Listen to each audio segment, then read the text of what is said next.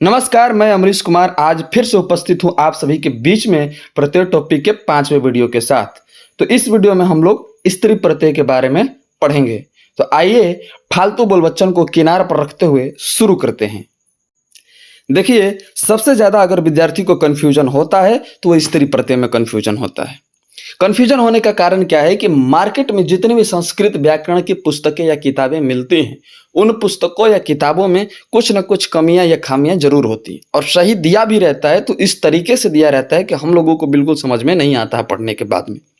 और स्त्री प्रत्यय को हम लोग जानने के लिए, समझने के लिए यूट्यूब पर जब आते हैं तो यूट्यूब पर भी वैसे ही शिक्षक मिलते हैं जो उन्हीं पुस्तकों को पढ़ के आप लोगों को पढ़ा रहे होते हैं जिन पुस्तकों में खामियां या कमियां होती है। तो मैं आज आप लोगों को यह विश्वास दिलाता हूं कि मैं जो पढ़ाऊंगा स्त्री प्रत्यय, उस प्रत्यय में 100% शुद्धता, 100% सटीकता और 100% सही होगा।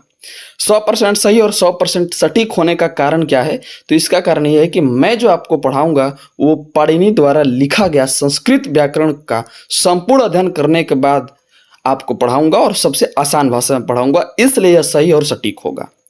तो देखिए, पढ़ना शुरू करते हैं हम लोग।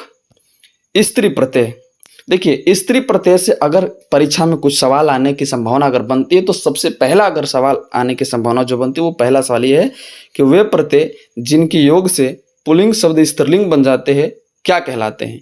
तो आपके सामने लिखा है स्त्री प्रत्यय का परिभाषा कि वे प्रत्यय जिनके योग से पुल्लिंग शब्द स्त्रीलिंग बन जाते हैं वे स्त्री प्रत्यय कहलाते हैं। ठीक, पहला सवाल यहाँ से बन सकता है। दूसरा सवाल यहाँ से बन सकता है कि संस्कृत में कुल प्रत्ययों की संख्या कितनी होती है। संस्कृत में कुल स्त्री प्रत्ययों की संख्या कितनी होती है? तो संस्कृत में कुल स्त्री प्रत्ययों की संख्या 8 होती है। एग्जाम में पूछा भी है, हो सकता है कि आगे भी पूछे। ये 8 प्रत्यय कौन कौन से स्त्री प्रत्यय? पहला है टाप, चाप, डाप, इंगीप, इंगिस, इंगिन, उंग, ती। ये डीप नहीं लिखा है, अंगना अंग है, ठीक ना। तो क्या है? इंगीप, इंगिस, इंगिन है। ठीक, इनमें से हमको 8 को नहीं पढ़ना है, ये ध्यान देने वाली बात होगी। इनमें से केवल टाप को पढ़ना है हमें, और इंगीप को पढ़ना है, इंगिस को पढ़ना है, इंगिन को पढ़ना है। केवल 4 को हमें पढ़ना है। और नीचे हमने लिख भी दिया है आप लोगों को कि इनमें हमें केवल 4 प्रत्ययों का ही अध्ययन करना है, क्योंकि बाकी प्रत्ययों से परीक्षा में सवाल आने की संभावना नहीं है।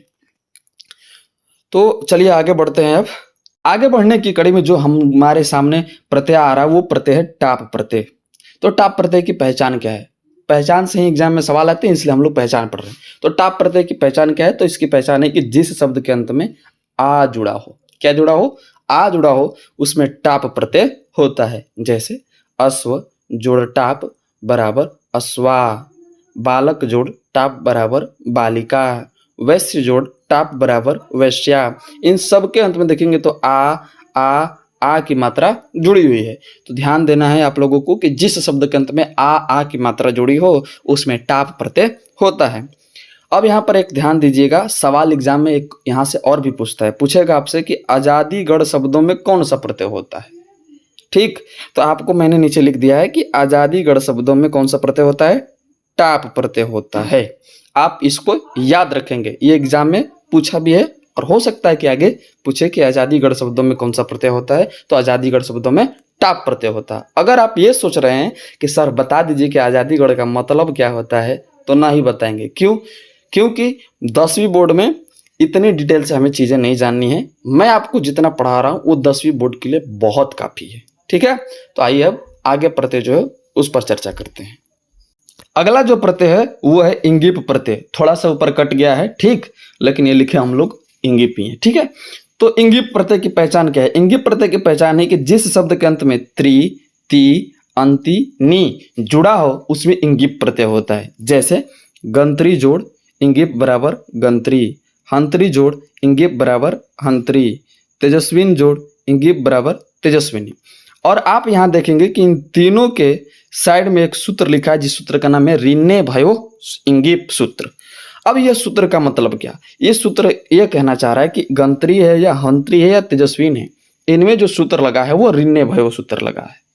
परंतु इस सूत्र से एग्जाम में सवाल कैसे आएगा? सवाल एग्जाम में आएगा कि गंत्री में इंगिप प्रत्यय किस सूत्र के आधार पर लगा है। तो आप तुरंत वहां पर कहेगा कि ऋणे भयो इंगिप सूत्र के आधार पर लगा है। आप कैसे पहचानेंगे कि किसमें ऋण्य भयो इंगिप सूत्र लगा है, तो वो गंत्री बना या हंत्र, मतलब जो शब्द बना है वो बना है। तो आप ध्यान देंगे जिसके लास्ट में त्री रहेगा या जिसके लास्ट में नी रहेगा, दोनों।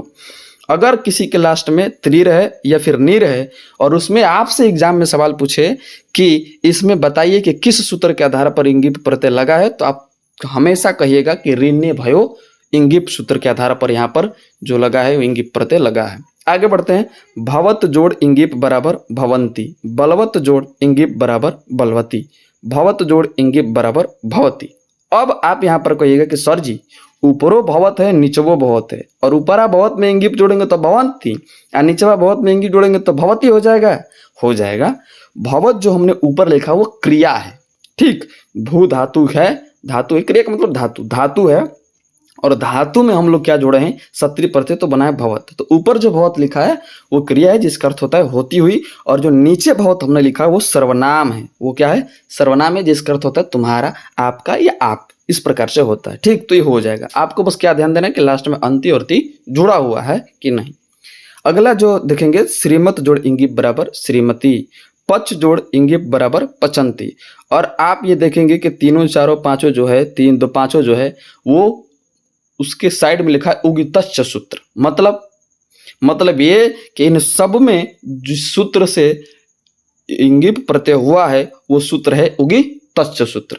अब इस सूत्र से एग्जाम में सवाल कैसे पूछेगा, सवाल पूछेगा कि भवंती में, मतलब अगर उसको पूछना होगा तो पूछेगा भवंती में इंगिप प्रत्यय किस सूत्र के आधार पर लगा है, तो आप कहेंगे कि उगितश्च सूत्र के आधार पर लगा है। आप पहचानेंगे कैसे कि उगितश्च सूत्र किन किन में है, तो जिनके अंत में अंति और ति होगा उसमें क्या होगा, उगितश्च सूत्र होगा। आप फिर आप कहिएगा कि सर उगितश्च का मतलब, ऋण्य भयो का मतलब नहीं बताएंगे सर।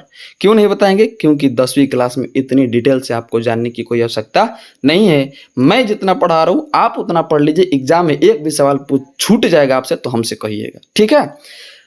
तो उगितश्च सूत्र भी हो गया, ऋण्य भयो सूत्र भी हो गया। अब आपको यहाँ पर ध्यान देने की बात यह है कि सबके अंत में ती लगा रहेगा तो इंगिप प्रत्यय नहीं हो जाएगा। जिस प्रकार हर खांसने वाला आदमी केजरीवाल नहीं होता, उसी प्रकार हर किसी के अंत में ती लगा रहेगा तो वो इंगिप प्रत्यय नहीं होगा। यहाँ कुछ अपवाद भी है। अपवाद क्या है कि युवती है या मधवती है, युवती होगा या मधवती होगी, युवती और मधवती, उसमें इंगिप नहीं बल्कि कौन सा प्रत्यय होगा, ती प्रत्यय होगा, ती, छोटी वाली ती प्रत्यय होगा, ठीक है। तो आप इसे भी नोट कर लेंगे, याद कर लेंगे, क्योंकि एग्जाम में प्रत्येक टॉपिक से बाबू 12 से 15 सवाल हर एक साल आता है। मतलब इस साल से आ रहा है ट्रेंडिंग में, मतलब कह सकते हैं कि 2021, 22, 23, 24 जो आया लगभग इसी के रेशियो में आया, 12 से 15, ठीक। चलते हैं अब अगले प्रत्यय की ओर। इतना यकीन करते हैं कि आपको समझ में आ ही गया होगा। अगर समझ में ना आए तो दोबारा देखिएगा वीडियो, क्योंकि मेरा जो पढ़ाने का स्टाइल है वो थोड़ा फास्ट है। आगे जो है वो है एक सूत्र। सूत्र का क्या नाम है, वयसी प्रथमे। वयस का मतलब क्या, वय का मतलब होता है उम्र, परंतु इस सूत्र का अर्थ देखेंगे। इस सूत्र का मतलब क्या, इस सूत्र का मतलब है कि वृद्धावस्था को छोड़कर उम्र के सभी अवस्थाओं में, उम्र की जो भी अवस्थाएं होती है उन सभी अवस्थाओं में इंगिप प्रत्यय होता है, बस वृद्धावस्था को छोड़कर नहीं। जैसे कुमारी, किशोरी, चिरंटी, बधूटी। कुमारी कैसे, कौन सी उम्र की अवस्था है, तो जब आप बचपन में होते हैं तो हम आपको कहते हैं कुमार, और कुमार को हमें स्त्रीलिंग बनाना होगा तो उसमें हम इंगिप जोड़ेंगे तो क्या बन जाएगा, कुमारी, ठीक। बचपन के बाद आप जब जवान होते हैं तो हम आपको कहते हैं किशोर, और आपसे हमें स्त्रीलिंग बनानी हो तो हम आप में इंगिप प्रत्यय जोड़ेंगे तो किशोर से क्या हो जाएगा, किशोरी। उसी प्रकार चिरंटी और बधूटी है, ठीक। देखिए अगर आप किसी पुस्तक में या किसी शिक्षक द्वारा पढ़ाए गए में मेरा प्रत्यय और उनका प्रत्यय मैच नहीं हो रहा है तो समझिए कि वो गलत है। वो गलत क्यों है, क्योंकि मैं जो पढ़ा रहा हूँ 100% सही है। सही होने का कारण मैं पाणिनि द्वारा लिखा गया संस्कृत व्याकरण का अध्ययन करके पढ़ा रहा हूँ, और पाणिनि है कौन, तो पाणिनि संस्कृत व्याकरण के जनक है, जनक। चलिए अगला जो प्रत्यय है उस पर ध्यान देते हैं। अगला जो प्रत्यय है वो है इंगीस प्रत्यय। कौन प्रत्यय, इंगीस। अब इंगीस प्रत्यय की पहचान क्या है, तो इंगीस प्रत्यय की पहचान है कि जिस शब्द के अंत में वी जुड़ा हो, जिस शब्द के अंत में वी जोड़ा हो उसमें इंगीस प्रत्यय होता है। जैसे लघु जोड़ इंगीस बराबर लघवी, मृदु जोड़ इंगीस बराबर मृद्वी, साधु जोड़ इंगीस बराबर साध्वी। तो सबके अंत में देखेंगे आप तो वी जुड़ा हुआ है। ठीक, ये कहेंगे सर ये दी जुड़ा है, नहीं नहीं सर, मृद्वी इसको पढ़ेंगे तो वी लास्ट में जुड़ा है। तो सबके लास्ट में वी, तो जिसके लास्ट में वी जुड़ा हो उसमें कौन सा प्रत्यय है? इंगिस प्रत्यय होगा, इंगिस प्रत्यय होगा। चलिए अब बढ़ते हम लोग आगे। आगे जो है वो तनिक ध्यान देने की बात है। ध्यान देने की क्या बात है कि नीचे जो मैंने शब्द लिखा है उन सारे शब्दों में इंगिस प्रत्यय होता है।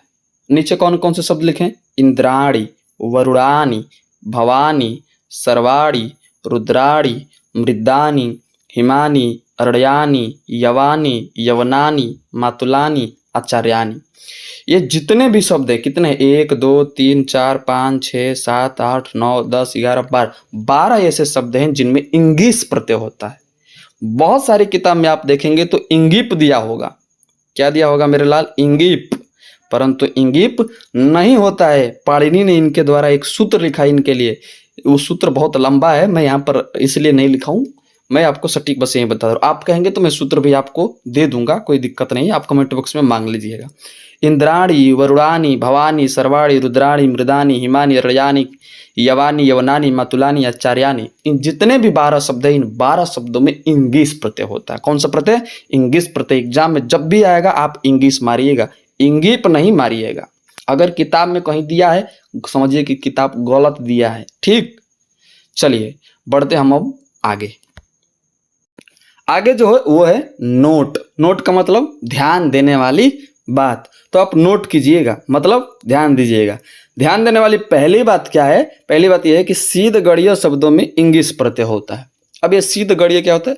तो सीध गण का मतलब समूह, मतलब सीध समूह के संस्कृत में कोई ना कोई शब्द होते हैं, उनमें कौन सा प्रत्यय होता है? इंगिस प्रत्यय होता है। अब कौन कौन वो शब्द होते हैं तो ध्यान देंगे। वो शब्द है नर्तकी, व्याघ्री, रागी, खनकी, पथिकी, रजकी। जो भी इतना सब है आपको सब याद रखना पड़ेगा। नर्तकी भी याद करना पड़ेगा, व्याघ्री, रागी, खनकी, पथिकी, रजकी। इन कितना? 1 2 3 4 5 6 6, इन 6 में इंगिस प्रत्यय होता है। क्यों? क्योंकि ये सीध गणीय शब्द हैं। कौन से शब्द हैं ये? सीध गणीय शब्द हैं।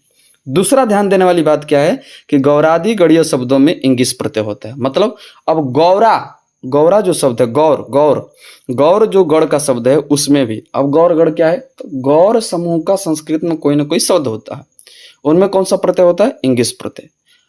तो कौन कौन है वो गौर गढ़ वाले शब्द? एक है गौरी, सुंदरी, पितामही, मातामही। ठीक, तो आपसे एग्जाम में यही सवाल पूछेगा। क्या पूछ सकता है? नर्तकी में कौन सा प्रत्यय है? इंगिस प्रत्यय है। व्याघ्री में इंगिस प्रत्यय, रागी में इंगिस प्रत्यय, खनकी में इंगिस प्रत्यय, पथिकी में इंगिस प्रत्यय, रजकी में इंगिस प्रत्यय, गौरी में इंगिस प्रत्यय, सुंदरी में इंगिस प्रत्यय, पितामही में इंगिस प्रत्यय, मातामही में इंगिस प्रत्यय। अब चलते हैं आगे। आगे जो हमारा प्रत्यय है वो है प्रत्यय इंगीन प्रत्यय। इंगीन प्रत्यय में ज्यादा कुछ आपको ध्यान देना नहीं है। इंगीन प्रत्यय में बस आप एक को याद रखिए, नारी। नारी में कौन सा प्रत्यय होता है? इंगीन प्रत्यय होता है। बस आपको ही एग्जाम में भी यही पूछेगा कि नारी में कौन सा स्त्री प्रत्यय होता है, तो आप क्या कहेंगे? नारी में इंगीन प्रत्यय होता है। नरी जोड़ इंगीन बराबर नारी।